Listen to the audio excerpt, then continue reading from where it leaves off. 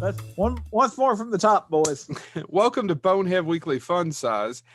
We're excited that Glenn's got Michael Gross on the show. Chad. Yes, for his stunning performance in not only Tremors, but also his ravishing performance in Night Court, where he groped Marky Post. Mr. Gross, if you ever want to come on and do an hour with the Bonehead crew about your appearance on Night Court, we'd love to do that.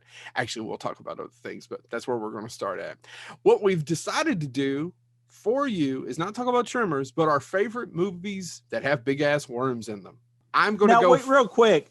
Do they have to come from that particular part of the body? Because I picked the wrong worms. No, they're not shit weasel big ass worms. No.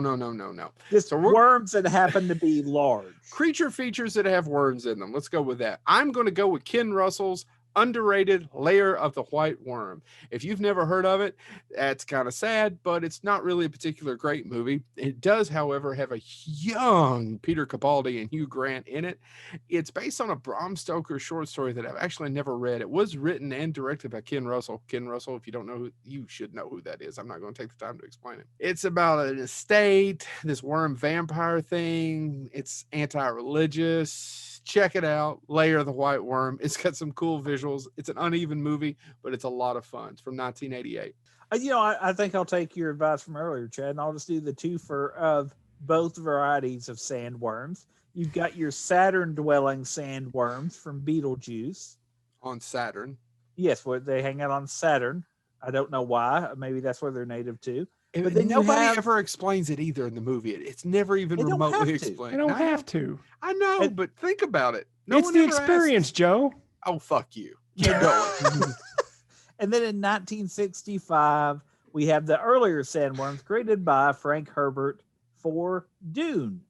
And Which the sandworms are, of course, where you get spice. And Dune, the novel, has been adapted into films 3 times now. One of them will be 3 times, yeah. Yeah, will be 3 times. So would have been 4 if Jodorowsky's Dune would have made it. But anyway, they're also known as the Great Maker, the Maker, Old Father Eternity, or Shadalud, if you're a big Frank Herbert fan.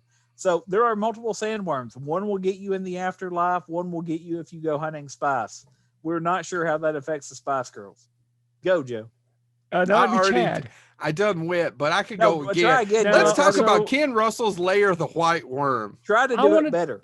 I want to talk about my most epic worm of all time, even though the sandworms from Beetlejuice come close second.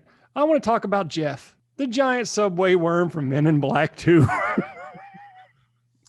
Jeff, I hear you calling. Who gets disrespected by Patrick Warburton when he grabs his stem and won't let go.